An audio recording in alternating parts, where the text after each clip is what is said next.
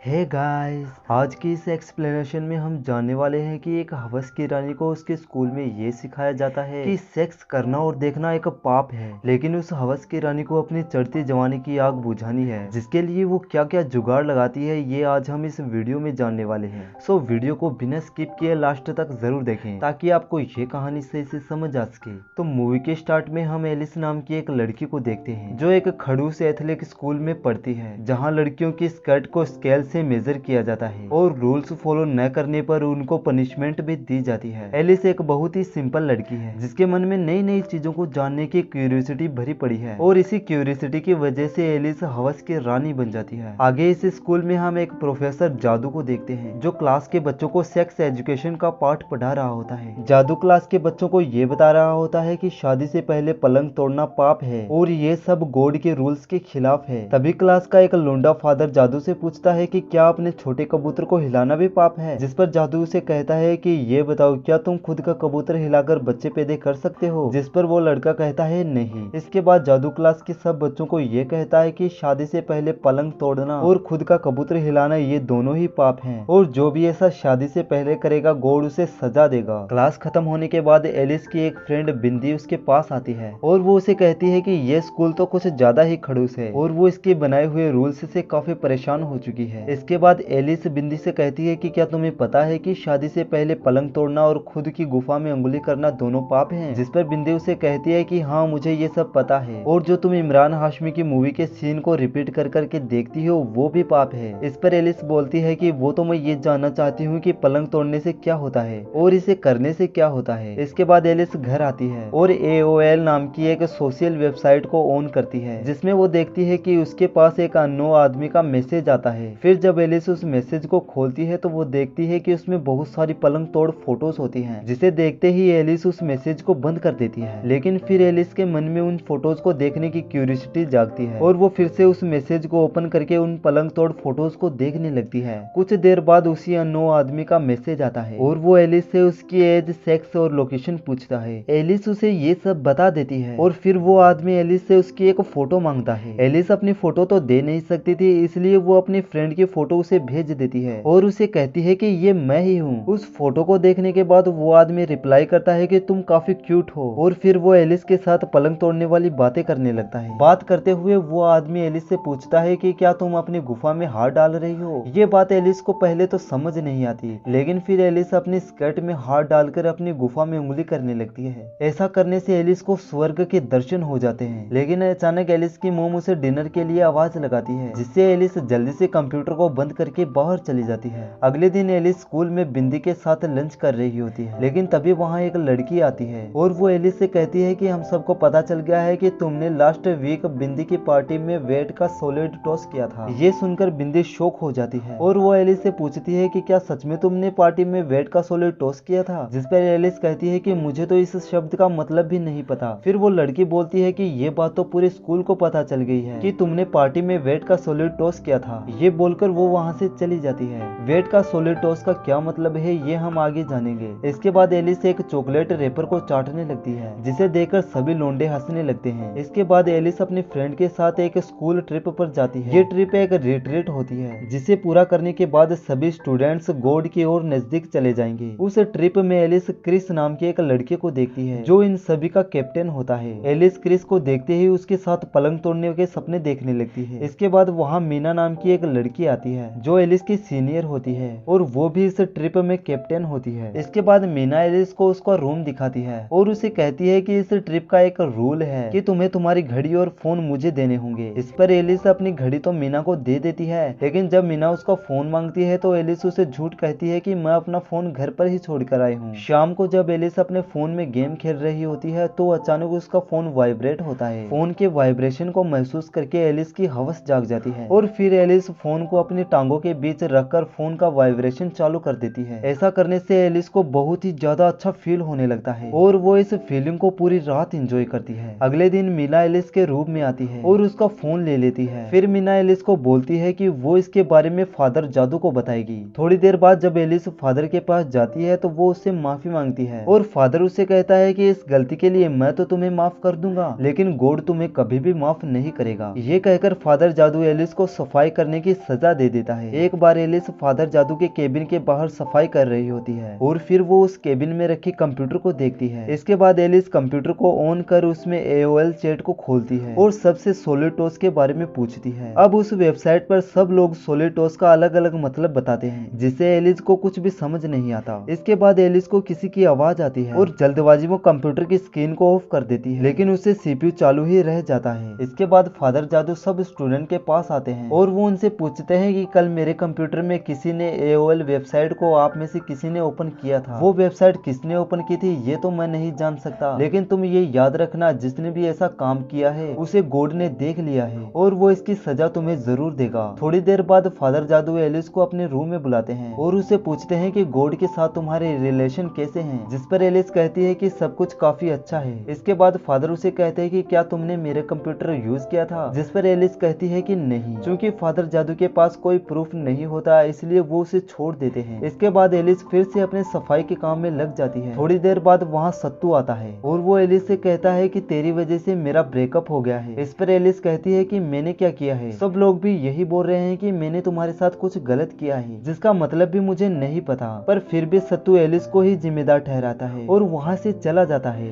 सत्तू के जाने के बाद एलिस को सत्तू का एक ब्रेसलेट मिलता है, जिसे एलिस अपने पास रख लेती है। अगले दिन एलिस सफाई कर रही होती है, लेकिन तभी वो खिड़की से मीना को देखती है, जो एक लड़के के साथ चुम्मा चाटी कर रही होती है। एलिस मीना को ऐसा करते हुए देख शौक रह जाती है और फिर वो देखती है कि मीना उस लड़के के कबूतर को निकालकर चूसने लगती है। ये देखकर एलिस के मन में भी हवस जाग जाती है और वो अपने हाथ में पकड़े झाड़ू को अपने टांगों के बीच डालकर रगड़ने लगती है। ऐसा करने से एलिस को काफी मजा आता है, लेकिन तभी वहाँ एक नन आ जाती है, जिसे देखकर एलिस फिर से सफाई के काम में लग जाती है। काम खत्म होने के बाद एलिस अपनी फ्रेंड बिंदी के पास जाती है और उसे ये बताती है कि मैंने मीना को एक लड़के के साथ कबूतर चूसते हुए देखा था, लेकिन बिंदी उसे कहती है कि तुम मीना को बदनाम करने के लिए ये सब बोल रही हो और मुझे तो लगता है कि तुमने ही फादर जादू का कंप्यूटर यूज किया था। ये सब बोलकर बिंदी एलिस से दोस्ती तोड़कर चली जाती है। इसके बाद एलिस फिर से फादर जादू के केबिन में जाती है और वहाँ सत्तू का ब्रेसलेट रख देती है, लेकिन तभी वहाँ फादर जादू आ जाते हैं और एलिस उन्हें देखकर कहीं छुप जाती है। इसके बाद एलिस देखती है कि फादर जादू भी कंप्यूटर में पलंग तोड़ मूवी देख रहे होते हैं और उन्हें देखकर वो अपने कबूतर को भी हिला रहे हैं। ये देखकर एलिस शॉक्ड हो जाती है और वहाँ से बाहर भाग जाती है। बाहर आकर एलिस क्रिस से मिलती है और उसे कहती है कि मैं बहुत ज्यादा दुखी हूँ। इसके बाद वो दोनों बातें करने लगते हैं। बातें करते हुए एलिस की हवस जाग जाती है